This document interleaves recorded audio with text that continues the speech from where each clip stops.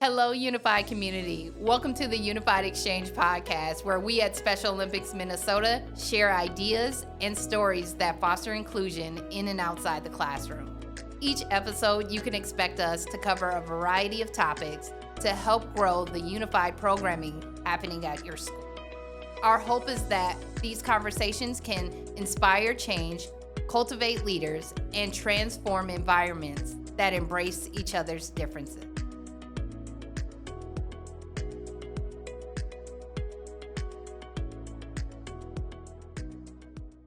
Hello everyone, my name is Megan Cronstead and I am the Northern Schools Program Manager at Special Olympics Minnesota. Today we have two special guests, our co-presidents of the 2024-2025 Student Board of Directors. I'll hand it over to them and they can introduce. My name is Bria King. I am co-president of the Student Board of Directors for Special Olympics Minnesota 2024-2025, and then I am president of my Unified Club that I just graduated from Egan High School from. And I'm Ainsley Flom. I'm the other co-president of the Student Board of Directors of 2024-25. And I just graduated from Blake, where I was also leading our Unified Club. Our Student Board of Directors is made up of 40 students from across the state, both students with and without disabilities. Our Student Board of Directors cabinet is made up of 6 leaders within the Student Board who help to lead and facilitate our monthly meetings. Today's topic will be centered around our inclusive student leadership pillar. In the UCS programming, we build our initiatives around 3 primary pillars: unified sports, whole school engagement, and youth leadership. First, we will start with our team connector, which is what has been the most memorable moment of Unified in your life. I'll go ahead and answer first. My most memorable moment was before I came on staff. My sister was a part of her Unified program at Buffalo High School, and their Unified Club got to sing the seventh inning stretch at the Minnesota Twins game, and I got to go as just a big sister to support. But it was really cool to see my sister shine and all of her friends have such a great time. Awesome. I would say basketball. I'm going to tell you the most important moment of my leadership in Unified. 2 years ago, I played against a Unified team. There was a guy that was really good at basketball player, but he wasn't very kind. My coach wanted me to guard him, but he kept cursing and at me because I was really good at my defense. I got upset because he was cursing at me. I got so upset I left crying off the court. Instead of quitting that day or not playing, in that moment my dad told me, "Do not let this situation bring you down. You have to help your team. They are counting on you." I realized that he was right, that I had that special bond with my team and that I had to go back in the game. So I got right back in the game and played with my same mindset that I had before. Everyone was very impressed with my leadership and my sportsmanship to my team that day. I'm telling you this to not let people get in your head that are not kind, to know your self-worth, and just to know how special you really are. Thanks, Rhea. I love that one. For me, I think one of the most memorable Unified moments was when Abby Pearson asked me to be her Unified partner at Leadership University. It was a really fun weekend. We got to spend the weekend at Bethel University going to different classes, like a real college experience. And that was just a special moment for me because Abby and I had been working with each other for a while in track and swimming, and we'd gotten to be really good friends, and so it just really meant a lot to me when she asked me to be her Unified partner for that. So that was a big moment for me, Abby.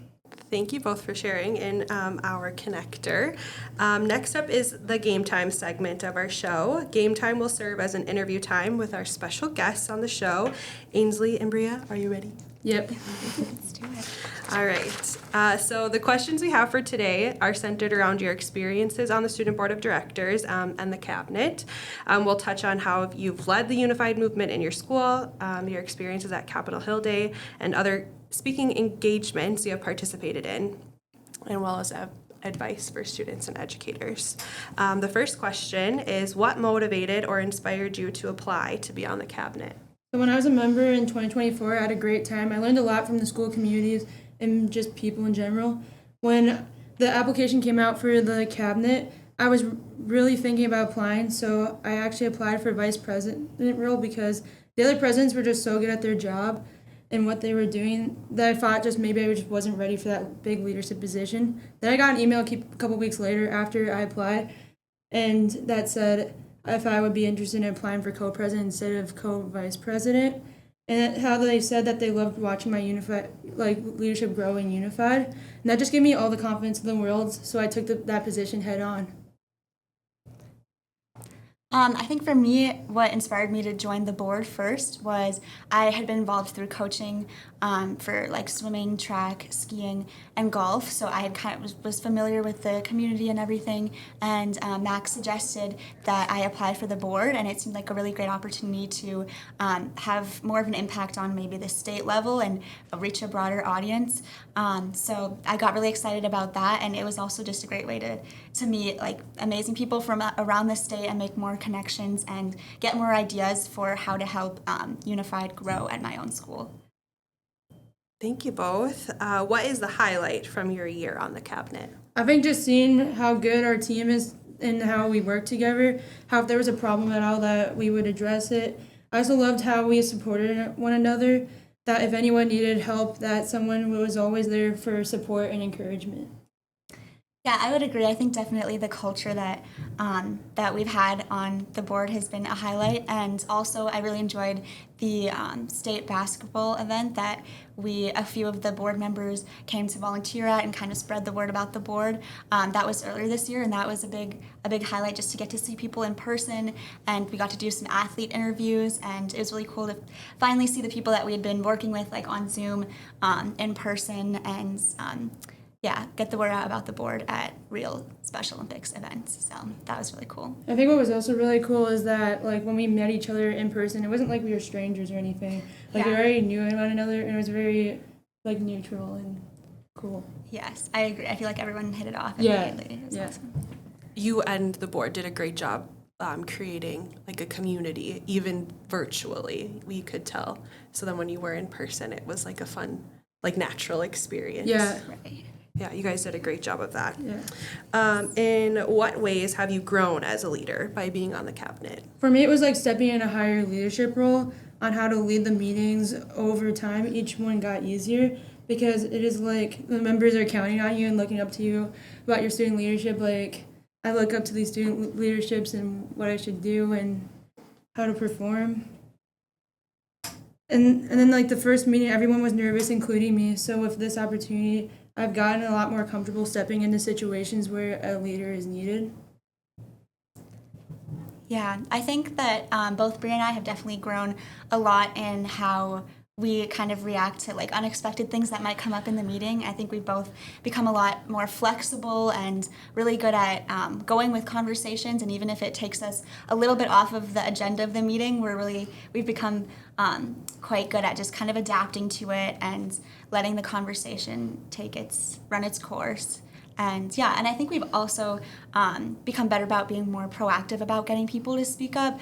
It was still definitely a challenge towards the end, and like getting more voices to be heard on the board and just encouraging people to share out. But I think we're better about kind of gently nudging people to speak up, and obviously not putting anyone on the spot, but just trying to get more people's voices heard.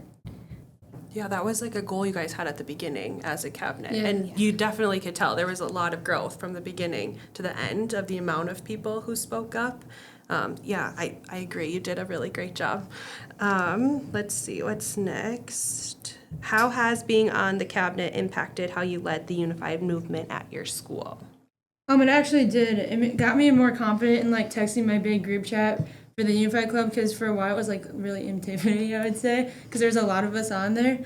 And then just telling them about unified topics that I've learned like on the board, to share opportunities with them that I found would be helpful to them. So I think this year my Unified Club, for sure, I was like more vocal with my thoughts and ideas from the board.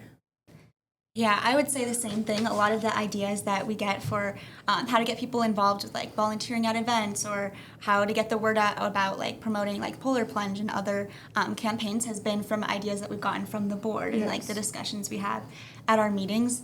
And it's really great because we get the perspective of like schools like Orono and like Stillwater, and schools that have really like fleshed out unified programs, and they've had a lot of success in all of their campaigns and everything. So it's great to kind of hear what they do, and then and then bring it back to my school, and also like to, try to inspire the people at my school and say, hey, look at what these other schools are doing. Like, I know these kids are doing these really cool things, and tell everyone at our Unified Club about it. And I think it really inspires people to keep our program going and keep it growing and everything. I also loved helping those people that weren't sure about Unified and just starting up their Unified programs. I loved giving them all that information and helping them how Egan, progressed. Yeah, for sure. That's probably my favorite part of the meeting is hearing how all the students are promoting Unified and the things that they're doing in their school, because lots of schools have big, small programs, variety of sizes and stages that they're at, so it's cool to hear what everybody is doing. How do you promote Unified at your schools? For me, it's word of mouth and stories. I tell people how much Unified really means to me, and the special moments I have throughout my high school career, how it's really changed me in a positive way. I think it is really good to promote Unified that way. It just shows feeling. Mm-hmm. Yeah, connection. Yeah, I would agree. I think word of mouth definitely does go a long way, and I would also say making connections with other organizations at our school, so other sports teams, other clubs has definitely given us a lot of traction and gotten more people involved. So I know the pickleball club at my school and our Unified Club collaborated to do some pickleball events with a local delegation for Special Olympics, and so that kind of thing, just collaborating with other clubs has definitely gotten more people involved, and been great for Unified. Yeah. So. In what ways have your Unified liaisons been helpful in supporting while leading in your schools? For me, it was hearing everyone's idea from other Unified clubs to bring them back to mine. Like we were talking about earlier, it helped me become a better president in my club. I paid more attention to things that could be a little bit better in my team. I was actually the first Unified president to be an athlete, meaning the first person with a disability to stand up and lead in a president role. So it definitely brought a different perspective into the mix on how we could get our athletes more involved with leadership opportunities. So I hope me being president as an athlete has showed a different perspective to the club, and I hope Egan Unified will incorporate more athlete leadership in the club in the future.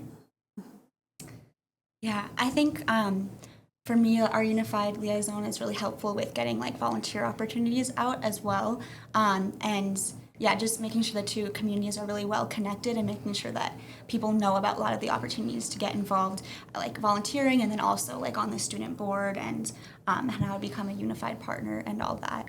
So that's been great for us to have that communication between the two communities. Now, over the last school year, you both participated in lots of speaking opportunities, both at the state level, and then you represented Minnesota and Washington, D.C. How do you prepare for giving a speech or speaking at a conference? I always write it out because I'm not really good at coming up with things on the spot or just remembering them, what I was going to say. And then after I write it out, I always practice for all the time I have. Even though I have somewhat experience in speaking, I always do get a little nervous at each event, but what really helps me is to stay calm and to take deep breaths and then just go for it. Yeah, I think that's good advice. Definitely take your moment before and be prepared and everything. I think also we've gotten good at this too, especially in DC, is knowing our audience. So depending on the speaking event that we're at, is it teachers? Is it kids? Is it students? Is it legislators at DC? And just kind of knowing what we want from them and what would be most impactful to share. And usually that just means our personal anecdotes and how we've been shaped by the organization and all our work in Unified. And then I think really just it's helpful to write things out too. And for me, I try to just have a few points that I want to touch on and then just kind of go from the heart. And I find that if I speak more naturally, it tends to go better, and I tend to get what I want to get across more. So yeah, but then Bria said, it's very different depending on how prepared you want to feel and everything. So that part is definitely different for everyone. But I think knowing your audience is good for everyone to keep in mind. Mm-hmm. Yeah, you gotta make connections with those audience members. And when you prepare for your speech or public speaking, just do whatever feels right for you. Connection to your audience is key, I would say too. Yeah. I'll just add, you both are so brave for Thank you so offering and much. speaking up. That's never something I would have done in high school, and it amazes me about the board in general, but you two specifically, because you always jump to volunteer, to speak, and be at places, and it's quite amazing for students your age to be so confident in yourselves, to be able to share your stories. So I think that's really great. How did representing Special Olympics Minnesota in Washington, D.C. impact you? It made me feel so important that I had a great role for Special Olympics. I was so honored to do that and share with the state representatives on how Special Olympics has impacted me in a very great way. I also worked very hard on my speech with it too. Every time study hall I had in school, I'd always go straight to practicing my speech. I truly was an amazing opportunity that I will never forget. Yes, everything that Bria said, and I think also just the chance to be on Capitol Hill, where all the policy happens and everything was really impactful, and it was just crazy. A few times I remember talking with Bria and being wow, we could be in school, sitting in a classroom right now, but we're doing something really important, and we're speaking with legislatures, and that was just really cool.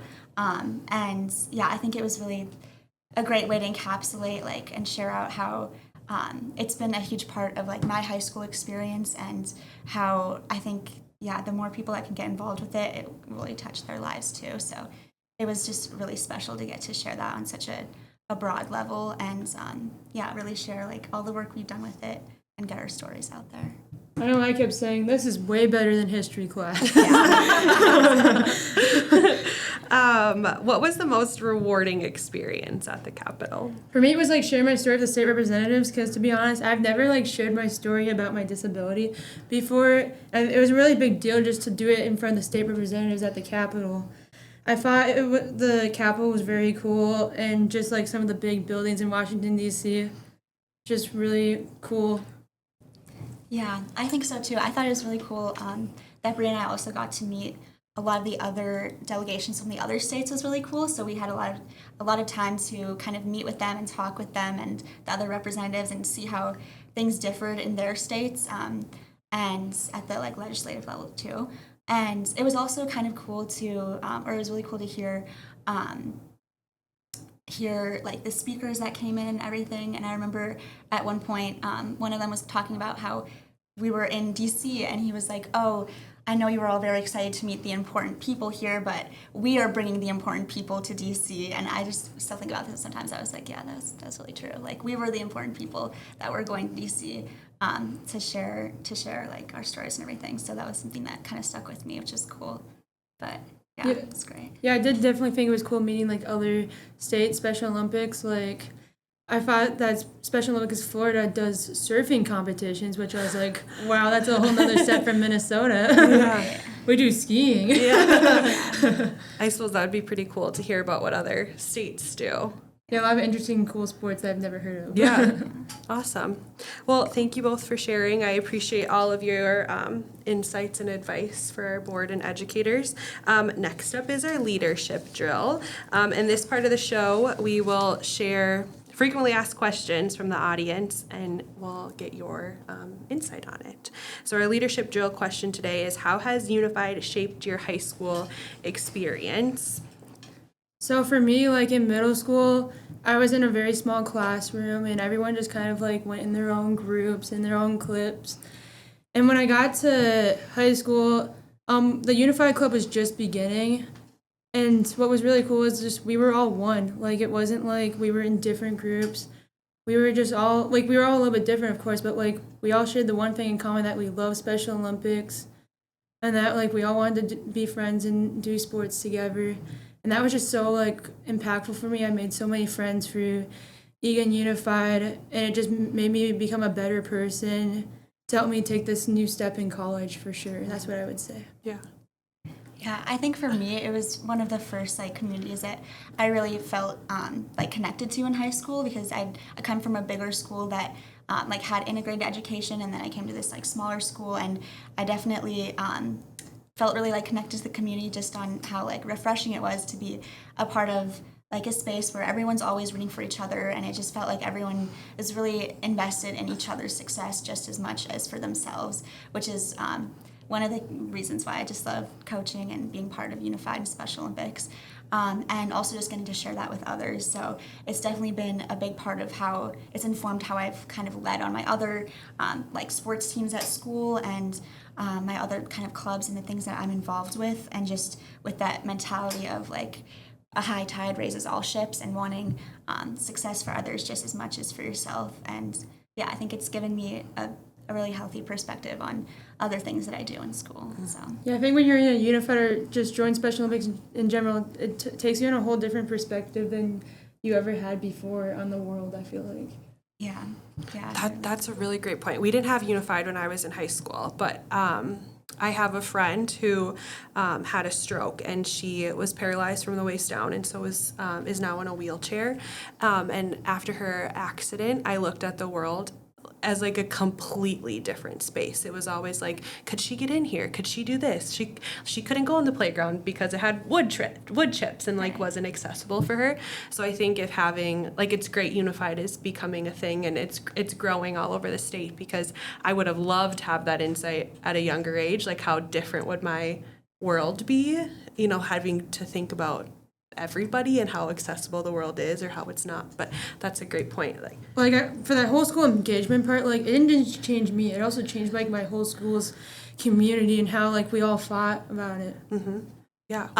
My sister was a unified partner in high school, and because of her unified program, she's decided to go into special education, into college, and that was never something. She's great at what she does, and she'll be an amazing special education teacher, but that was never something I saw for her future. But because of her unified program, it gave her like a new passion in life, which I think is really, really amazing.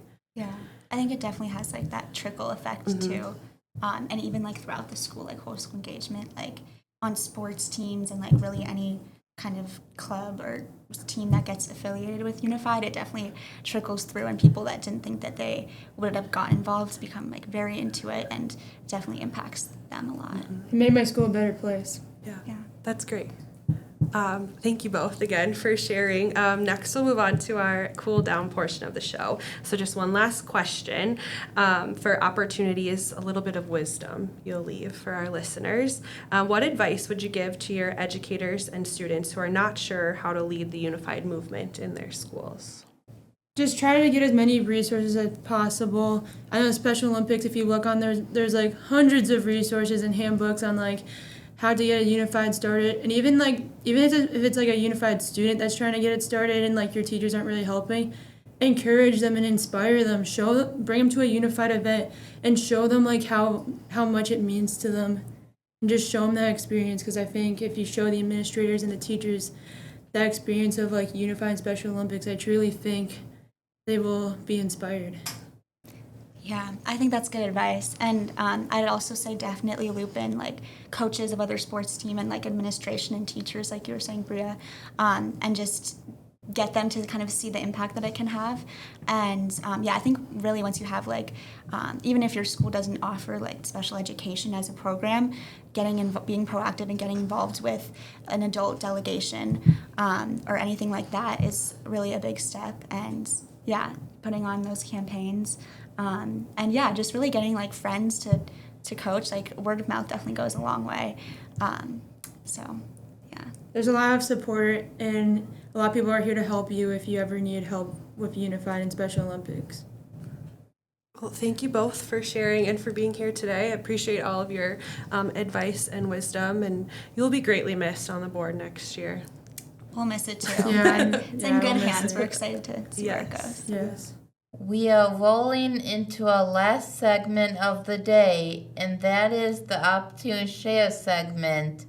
Listeners, this is the prime time for you to stay in the know of what's happening at Special Olympics Minnesota. My colleague Alexis on the schools team is here to join me today. Thank you, Abby. I loved learning about inclusive student leadership from the 2024 to 2025 Student Board of Directors co-presidents, Ainsley and Bria. During our Opportunity Share, we will always have a UCS staff member here to share upcoming UCS and SOMN events for you all to stay in the know of what's happening here at the state office.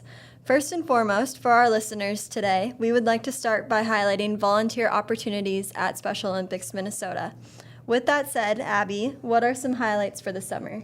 In June, the 2025 Special Olympics Minnesota Summer Games are taking place at the University of Minnesota. In July, we host regional bocce ball tournaments, and in August, we host the state bocce tournament. Bocce competitions are hosted all across the state. As a bocce athlete, I hope to see you there. That is fantastic. It would be so fun to watch you compete while also volunteering. Truly, it is always a joy to connect with volunteers in our community, and if you are interested in volunteering, we have a place for you. For our listeners, what are some of the volunteer roles at Special Olympics Minnesota events? There are so many different volunteer roles available, from cheering, keeping score, handing out awards, and so much more. It takes a village to make our events successful, and your time makes a huge impact. Volunteer shifts start at just 4 hours, so grab your friends, family, and colleagues to sign up today. Abby, how can they sign up? You can visit our website, somn.org, to see upcoming volunteer opportunities. We hope to see you at our upcoming events. With that said, I also wanted to touch on the Cool School Plunge that we bring to over 50 schools each year. Alexis, what is the Cool School Plunge? During the Cool School Plunge, we bring the plunge directly to you using the Plunge Stir, which is our custom-designed mobile plunge pool. Stay tuned for our next episode where we will dive into all things Cool School Plunge. That is all for our Opportunity Share segment this episode. If you have any questions on how to become more involved or are looking for more information, send us an email at schools@somn.org. Abby, will you close us out with the athlete oath? As an athlete for 20 years with SOMN, I would love to. Are you ready, Alexis? Ready. Let me win, but if I cannot win, let me be brave in the attempt. That's a wrap on episode 3 of the Unified Exchange.